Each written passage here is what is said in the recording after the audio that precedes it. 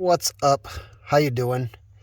Back working on this 2014 Ford Focus. I was having issues where it was not turning off. I was getting different codes.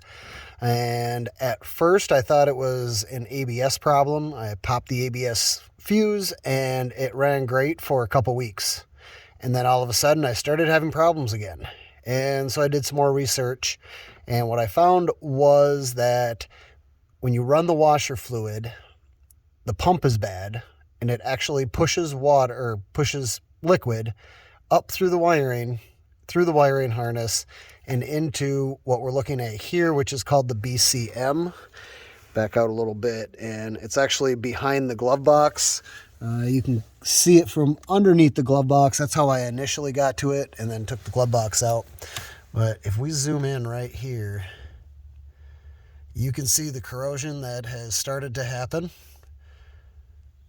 right there. And then when we look at this plug, you can see right along the bottom here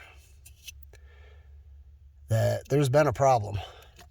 And these two wires right here, those are the two wires that run from the washer pump. So my next plan is, because I don't have, the corrosion isn't too bad, my plan is I'm going to cut the wires like right here, and I'm going to run new wire back to the pump itself. It's the only thing left that I can think could be the problem, and based on research and other people having experiences kind of with the same thing, that's what I'm going with, especially since I found that. So if you've got a 2014 Ford Focus, or you have any vehicle, I guess, that you're having, we would call it wiring gremlins or just problems that way, check out what is called your BCM. And at least in the Ford Focus, again, it is underneath the passenger side. The glove box goes right here. I want to know how I got the glove box out. There was 2 screws here, 2 more screws down in here, and then I popped this little side cover off, and there was 1 more screw that went right there, and then a little jiggly, and out she popped. Let's go see where this pump is actually located. All right, so when we take the passenger side front wheel off and we come in here, right down in here, this right here, that is your reservoir for the windshield washer fluid. And this is the pump. It sticks right in the side right there. And see that moisture in there? See that? Yeah, that is the problem. And again, this is a faulty pump. Ford knows about it. There's no recall or anything like that.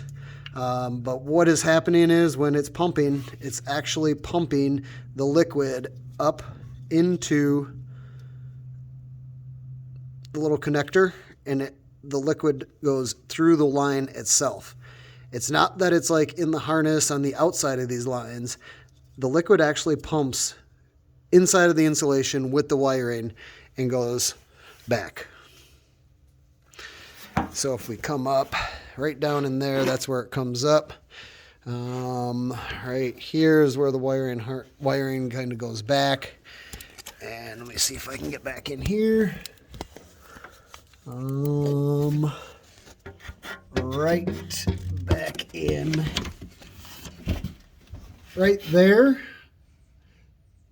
That's the other side of, so right back in there.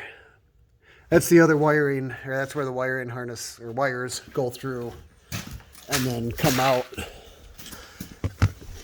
right back in here.